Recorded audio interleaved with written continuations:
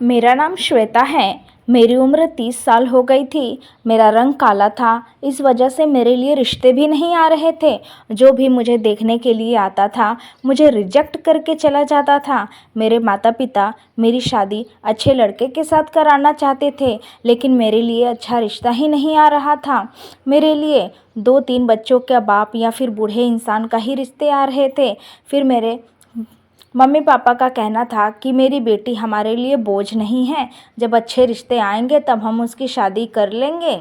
लेकिन वक्त के साथ साथ मेरी उम्र ढलते जा रही थी और मेरे चेहरे से साफ पता चलने लग गया था कि मेरी उम्र क्या होगी। आसपास के लोग भी बातें बनाने लगे थे। मेरे पापा से कहने लगे थे, जैसा भी रिश्ता मिल रहा है अपने बेटी की शादी कर दो, वरना आने वाले वक्त में यह रिश्ते भी नहीं आएंगे।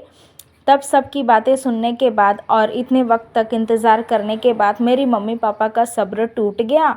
उन्होंने एक दिन ऐसे व्यक्ति का रिश्ता एक्सेप्ट कर लिया जिसकी 2 जवान बेटियां थी और एक बेटा भी था उसका। यह रिश्ता पापा के दोस्त ने उनको बताया था। पापा ने सोच लिया कि अब मेरे बेटे को अच्छे रिश्ते अब नहीं मिलने वाले हैं, इसीलिए उन्होंने थक हार कर यह रिश्ता करने के बारे में सोचा। उनके दोस्त ने लड़के की फ़ोटो दिखाई थी। लड़का देखते ही पापा ने पसंद कर लिया था लड़के को। लड़का गोरा था। फिर पापा ने अपनी तरफ से हाँ कह दिया था और फिर उसके बाद मेरी तस्वीर भी लड़के वाले को भेजी गई थी। लड़के वालों ने भी मुझे देखते ही पसंद कर लिए थे। फिर हम दोनों की शादी मंदिर में हो गई थी, वह सादगी तरीके से। फिर उसके बाद मैं विदा होकर अपने ससुराल चली गई थी। ससुराल जाने से पहले मेरे माँ बाप ने मुझे कहा कि अपने घर को जोड़े रखना और कोई भी रिश्ता टूटने मत देना। जब मैं अपने ससुराल आई तब उनके तीनों बच्चों को मैंने देखा। वह जवान हो चुके थे। उनकी दोनों लड़कियां बहुत खूबसूरत थी और उनका जो लड़का था वह थोड़ा बहुत अजीब टाइप का लग रहा था। उसकी शक्ल गुंडे टाइप की लग रही थी, हरकतें गुंडे टाइप की भी थी। मेरी सासू माँ एक खतरनाक औरत जैसी लग रही थी। फिर कुछ लड़कियों ने मुझे मेरे पति के कमरे में भेज दिया। मेरे पति कुछ देर बाद कमरे में आए। मुझे मेरे पति में बहुत अच्छे लग रहे थे। बाकी और सब कैसे भी हो, मुझे उससे क्या। मेरे पति आते ही मुझे बहुत अच्छी तरीके से बातें कर रहे थे। उनकी उम्र 48 की थी। मुझ कुछ देर के बाद बात करने के बाद मेरे पति बाहर चले गए थे। फिर उसके बाद मेरी सास और मेरे पति की दोनों बेटियां अंदर आई। मेरी सास को देखकर मुझे बहुत डर लग रहा था, क्योंकि वो बहुत ही मोटी सी थी, दांतों से पान कुतर रही थी। उनके होंठ पूरे लाल हो गए थे, ऐसा लग रहा था वो मुझे अभी क्या बोलने वाली हैं। फिर उन्होंने कहा कि चलो लड़कियों बाहर निकलो। वह अपने दोनों पोतियों को बाहर जाने के लिए बोली और बोली कि मुझे बहू से कुछ बात करनी है। जब वो दोनों चली गई तब मेरी सास मुझसे कहने लगी कि देखो बहू, इन दोनों बच्चों को माँ का साया चाहिए। मेरे पोतियों को छोटी है, तभी उनकी माँ उनको छोड़कर चली गई थी। तब मैंने अपने बेटे को कहा था कि वो दूसरी शादी कर ले, लेकिन वो मेरी बात नहीं सुनता था। लेकिन अब शादी कर ली है, तब इन बच्चों को माँ का प्यार मिल जाएगा। बहू, तुमको इस घर में किसी भी चीज़ की कमी नहीं पड़ेगी, तुम बस इन तीनों बच्चों को प्यार देना। मेरी सास इतनी प्यारी बातें कर रही थी, मुझे बहुत अच्छा लगा। मैंने सोचा चलो घर के सभी लोग अच्छे हैं। फिर मैंने सास बाहर चली गई। थोड़ी देर के बाद मेरे पति वापस कमरे में आए। कमरे में आते ही मेरे पति मुझसे बातें करने लगे। मैंने अपने पति से कहा, आप तीनों बच्चों के बाप लगते ही नहीं हैं। आपके 3 बच्चे जवान हो गए हैं, लेकिन आप इतने मेंटेन कैसे हैं। फिर मेरे पति ने कहा, मैं अपने शरीर का बहुत ध्यान रखता हूँ और मैं जिम करता हूँ, और जो इंसान अपने शरीर पर ध्यान देता है वह जल्दी बूढ़ा नहीं होता। फिर मेरे पति ने कहा कि तुमको मैं बूढ़ा नहीं होने दूंगा, तुमको भी जवान बना दूंगा। मैंने अपने पति से कहा, आप गोरे चिट्टे और मैं कही, हम दोनों का तो कोई मेल ही नहीं है। तब मेरे पति कहने लगे, गोरे और काले का क्या फ़र्क, काले हुए तो क्या हुआ, बस सीरत अच्छी होनी चाहिए। फिर उसके बाद हम दोनों ने रात बहुत अच्छे वक्त बिताया। सुबह जब हुई तब हमारे दरवाजे पर दस्तक हुई। मैंने दरवाज़ा खोला तो सामने मेरी सासू माँ चाय लिए हुए खड़ी थी। तब मैंने उनसे कहा, आपको बनाने की क्या ज़रूरत थी, मैं अभी आ जाती, बना देती। तो मेरी सासू माँ कहने लगी, नहीं बहू, अभी किचन का काम करवाना नहीं चाहिए, इसीलिए मैंने बनाया है। फिर मैंने पति भी उठ गए थे। हम दोनों फ्रेश होकर चाय नाश्ता किए। मैंने अपने पति से कहा, आप कहीं मुझे घुमाने ले चलो। तो मेरे पति मुझसे कहने लगे, तुम कहाँ घूमना चाहोगी। मैंने अपने पति से कहा, आप घुमाने ले चलो। मुझसे कहने लगे, कहाँ जाओगी? मैंने उनसे कहा, मैं अपने मायके जाना चाहती हूँ। तब मेरे पति ने कहा, तुम मायके नहीं जा सकती। फिर मैंने उनसे कहा, मैं मायके नहीं जा सकती।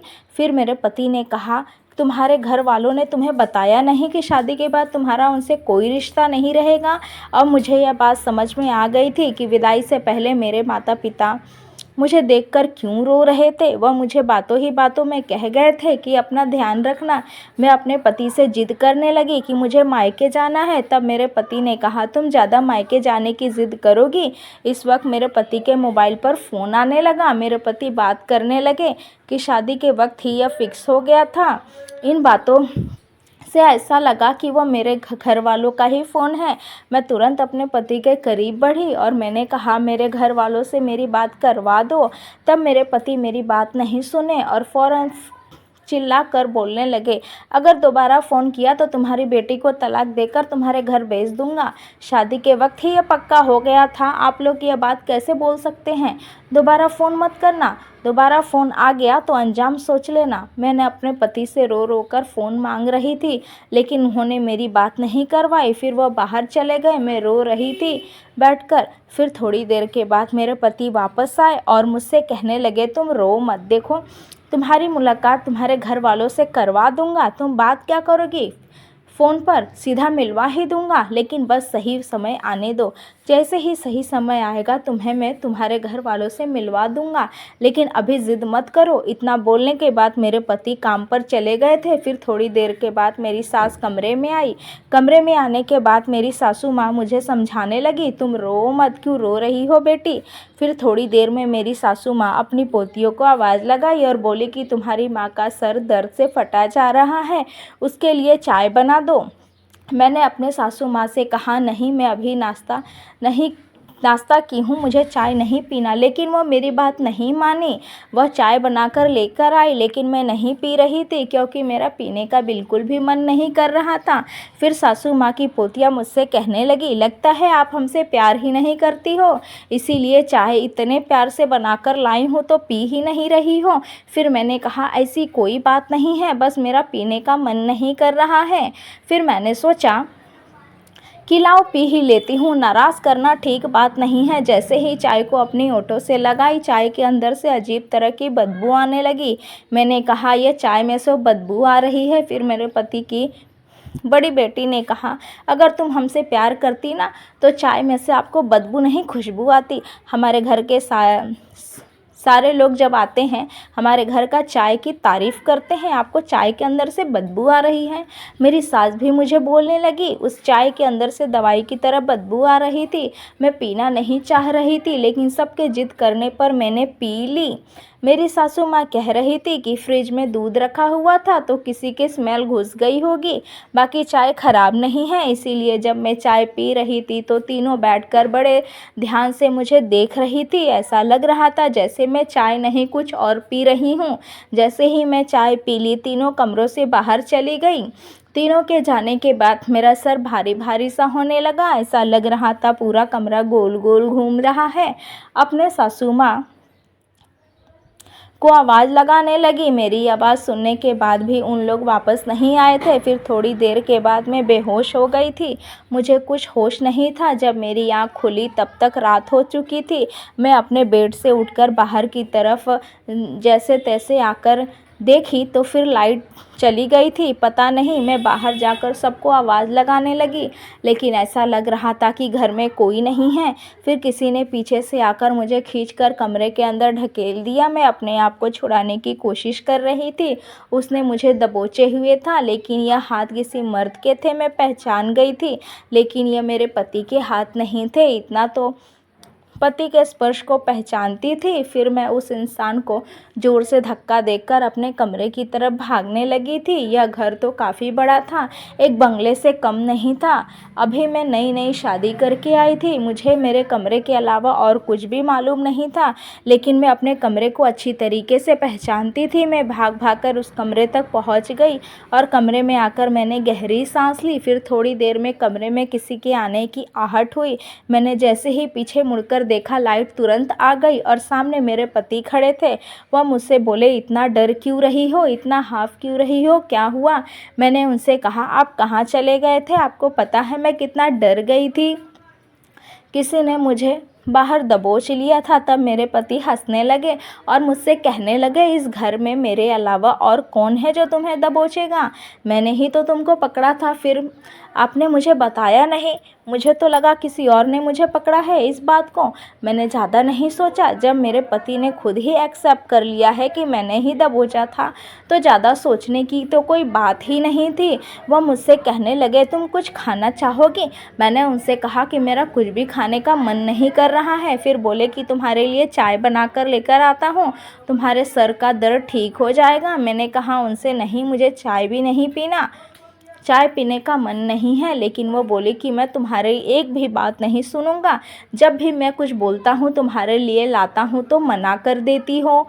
मैं अभी जा रहा हूँ लाने के लिए, तुमको पीना पड़ेगा। फिर मेरे पति किचन में चले गए थे, चाय बनाकर मेरे लिए ले आए। फिर मैं चाय को पी ली। चाय के पीने के बाद मेरी आँख अगले दिन ही सुबह 10 बजे खुली। जब मैंने सोचा आज ही मेरे साथ वही हुआ।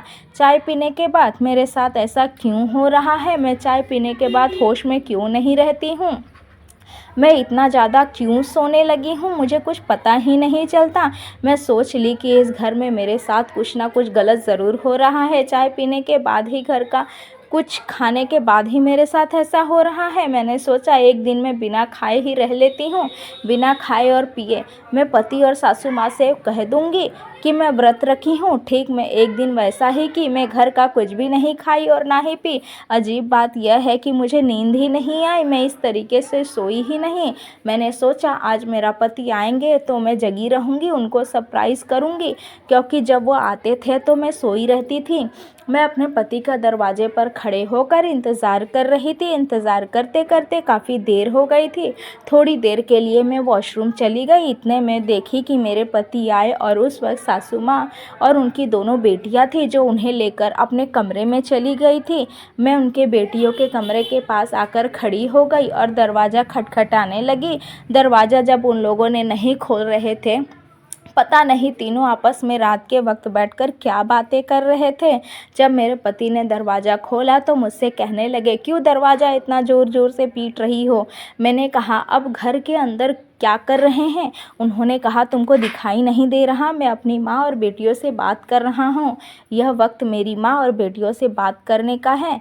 तुम मुझे परेशान ना करो, तुम जाओ यहाँ से। इतना कहकर मेरे पति ने दरवाज़ा मेरे मुंह पर ही बंद कर दिया था। फिर मैं वहीं पर खड़े होकर कुछ सोचने लगी। तब मेरी नज़र खिड़की की तरफ गई। मैं खिड़की पर हाथ रखी तो खिड़की खुली हुई नज़र आई। मैं खिड़की को थोड़ा सा हल्का सा खोल दी, जिससे अंदर का नज़ारा साफ साफ मुझे नज़र आ रहा था। फिर मैंने देखा कमरे के अंदर 6 लोग मौजूद थे, लेकिन हमारे घर में तो 5 ही लोग थे। छठा इंसान कौन था? वह छठे इंसान को मैं नहीं देख पा रही थी। उस इंसान ने मेरे पति को नोटों की गड्डी थमा दी थी। फिर मैं अपने कमरे में आ गई। मैं नहीं चाहती थी कि उनको पता चल जाए कि मैंने यह सब कुछ देख लिया है। कमरे में आने के बाद मैं इसी सोच में गुम थी कि तभी मेरे पति कमरे के अंदर आए। उनके हाथों में कॉफ़ी थी। वह मुझे पीने के लिए बोलने लगे। मैंने कहा, मुझे कॉफ़ी नहीं पीनी। मुझे बोलने लगे, आज तुम्हारा मूड ठीक नहीं है ना? मैं जानता हूँ तुमने व्रत रखा है ना, इसीलिए तुम्हारे लिए कॉफ़ी बना कर लाया हूँ। फिर मैंने कहा, आप सब लोग मेरे पीछे क्यों पड़े हैं खाने पीने के लिए? मेरा मन करेगा तो मैं खा लूँगी। फिर मुझे गुस्सा बहुत आ गया और मैंने कह दिया, कहीं आपने इसमें कुछ मिलाकर तो नहीं लाया है जिससे मैं बेहोश हो जाती हूँ? मेरे पति कहने लगे, ये कैसी बातें कर रही हो तुम? मैं तुम्हारे लिए कॉफ़ी बनाकर लाया था क्योंकि तुम्हारा मूड ठीक नहीं था और तुम ऐसी बातें कर रही हो। तुमने मेरा मूड ख़राब कर दिया। मैं जा रहा हूँ। जब यह बातें मेरे पति कहे तब मेरा दिल थोड़ा कमज़ोर हो गया और मैं अपने पति के हाथों से वो कॉफ़ी लेकर पी ली। पीने के बाद ठीक वैसा ही हुआ जैसा हर बार होते आया। मैं अगली सुबह ही जगी। जब मैंने देखा मेरा पति घर पर नहीं है, वह काम पर चले गए थे, मेरी सास आकर मुझसे कहने लगी, आज घर का काम तुम्हें ही सब करना है। मुझे घर के काम करने में कोई एतराज़ नहीं था, लेकिन एक बात मैं नोटिस की कि मेरे पति का जो बेटा है वो मेरे पेट की तरफ बार बार देख रहा था। तब मैंने साड़ी से अपने पेट को ढक लिया था। फिर मैं किचन में काम करने चली गई थी। तब उस वक्त मैं बर्तन धो रही थी, तभी किसी ने मेरा कमर पर हाथ रख दिया। मैं जैसे ही पीछे मुड़ी तो मेरे पति का बेटा था। वह घबराने लगा। मैंने उनसे कहा, तुम क्या कर रहे हो इधर? तो कहने लगा, मैं पानी लेने के लिए आया था। फिर वो पानी लेकर चला गया। मैं सोच रही थी ये घर के सारे लोग कैसे हैं। या तभी थोड़ी देर के बाद हमारे घर का दरवाज़ा खटखटाने लगा। बहुत देर से खटखटा रहा था, लेकिन कोई भी नहीं खोला। जब मैं खोलने गई तो दूध वाला था। दूध वाले ने कहा, आज लेट हो गया। मैंने कहा, कोई बात नहीं। तब मेरी नज़र आसपास की औरतों पर पड़ी जो मुझे ही घूर रही थी और आपस में बातें कर रही थी। फिर थोड़ी ही देर में वह मेरे पास आ गई और मुझसे कहने लगी, तुम कौन हो? तुमको कभी देखा नहीं यहाँ पर। तब मैंने कहा, आपको क्या मतलब कि मैं कौन हूँ? मैं यहाँ की बहू हूँ। तब वो औरत कहने लगी, इतने मैंने कहा बहू हूँ। तब उसने कहा, बहू? तो इतने में ही मेरा हाथ किसी ने खींचकर अंदर ले लिया और अंदर से दरवाज़ा बंद कर लिया। जिसने मुझे अंदर खींचा वो कोई और नहीं बल्कि मेरी सास थी। मेरे हाथों से दूध गिरते गिरते बचा था। मुझे कहा, कितनी बार मना किया है, ताका झाकी मत किया करो। अगर तुम्हारे पति को पता चल गया कि तुम दरवाजे पर खड़ी होकर मोहल्ले की औरतों से बात कर रही थी, तब पता नहीं क्या करेगा तुम्हारा। फिर मैंने अपनी सास से कहा, ऐसा भी क्या कर दिया मैंने? उस दिन मेरी सासू माँ ने मुझे बहुत सुनाया था। उस दिन मुझे यकीन हो गया कि इस घर में कुछ ना कुछ गड़बड़ ज़रूर है। इन लोग ज़रूर कुछ ना कुछ मुझसे छुपा रहे हैं। फिर मैंने सोच लिया, इस घर में तो कोई भी मुझसे बताया नहीं, इस मोहल्ले की औरतों से ही पूछना पड़ेगा। फिर मैंने एक दिन छत के ऊपर जाकर बात करने के बारे में सोचा। मैं कपड़े लेकर छत के ऊपर चली गई सुखाने के लिए। तब मैंने देखा सामने एक औरत कपड़े सुखा रही थी। मैंने उसे आवाज़ लगाया, तब वो मेरे पास आई। हम दोनों की छत आमने सामने ही था, इसीलिए हम दोनों बात कर सकते थे। मैंने उस औरत से कहा, कल तुम क्या बताना चाह रही थी मुझे? तब उस औरत ने कहा, देखो मैं तुम्हें कुछ नहीं बता सकती। फिर मैंने कहा, तुम बता दो, मैं यहाँ पर बहुत ही परेशान हूँ। तब उस औरत ने कहा, मैं तुमको सब बता दूँगी, लेकिन मेरा नाम नहीं आना चाहिए। मैंने उस औरत को विश्वास दिलाया कि तुम्हारा नाम नहीं आएगा। तब उस औरत ने बताया कि यह घर नहीं है बल्कि ये कोठा है, और जो तुम्हारी सास है ना, वह तुम्हारी सास नहीं है बल्कि यहाँ की बाई है। और जो तुम्हारी बेटियाँ हैं वो बेटियाँ नहीं हैं, वो कोठे की लड़कियाँ हैं जो दूसरे लड़कियों को बहला फुसला कर लाती है। और जो तुम्हारा पति है वो पति नहीं है, वह तो हर लड़की को पहले बहला फुसला कर लाता है या किडनैप कर लाता है या फिर शादी करके फिर उनसे कहता है, जो मेरा पति का बेटा है वो कौन है? तब उसने कहा कि वो बेटा नहीं है, वो लड़कियों पर नज़र रखता है और कौन सी लड़की फ़रार ना हो जाए। फिर उस औरत ने बताया कि यहाँ पर लड़कियों को पहले बहला फुसला कर लाया जाता है और फिर उसके शरीर को बेचा जाता है। फिर मैंने उस औरत से कहा, क्या मतलब है आपका? फिर उस औरत ने कहा, क्या तुमको नहीं पता? क्या तुमको बेहोश नहीं किया जाता है? यह सुनकर मेरे पाँव तले ज़मीन निकल गई, मेरे होश उड़ गए। मुझे समझ नहीं आ रहा था कि मैं क्या करूं। फिर उस औरत ने कहा, हमने बहुत बार पुलिस में केस करवाया, लेकिन ये लोग बहुत खतरनाक लोग हैं। पुलिस वाले को पैसे देकर ये लोग बच निकलते हैं। हम इनको कुछ बिगाड़ भी नहीं पाए अब तक। इतना कहने के बाद अपने घर में चली गई थी। फिर मैं भी धीरे से अपने कमरे में आई। कमरे में आते के बाद मैंने पुलिस को तुरंत फ़ोन लगाकर सब कुछ बता दिया जो मेरे साथ हुआ। मैं पुलिस वाले को रात का समय दी थी यहाँ पर आने के लिए, क्योंकि इन सबको मैं रंगों हाथों पकड़वाना चाहती थी। मैं जानती थी मेरे साथ जो हमेशा होते आया है वो आज भी मेरे साथ वैसा ही होगा। ठीक मेरे पति ने फिर से कॉफ़ी मेरे को लाकर दी पीने के लिए। मैं अपने पति की नज़रों से बचकर कॉफ़ी को बेड के नीचे फेंक दी और ऐसे रिएक्ट करने लगी कि मैंने कॉफ़ी पी ली और उसके बाद मैं सोने का नाटक करने लगी। फिर कुछ देर के बाद मेरे कमरे में किसी की आहट महसूस हुई। किसी ने मेरे बदन पर हाथ फेरा था। उस वक्त पुलिस की रेड पड़ी और घर पर पड़ गई। पुलिस वाले ने रंगे हाथे उस इंसान को पकड़ लिया जिसने मेरी इज्जत को तार तार करने के लिए पैसे दिए थे, और मेरे पति, उनकी 2 बेटियां और उस बाई को भी गिरफ्तार कर लिया गया। मोहल्ले की गवाही ली गई और सबको अरेस्ट कर लिया गया। अब मैं इस ज़िंदगी से आज़ाद थी। मैं अपने मायके आ गई थी और मायके में आने के बाद मैं सबको यह बात बताई। मेरे माता पिता कहने लगे, मुझे तो पहले ही समझ जाना चाहिए था जब उस इंसान ने कहा था कि अपनी बेटी से कोई भी ताल्लुक़ ना रखना।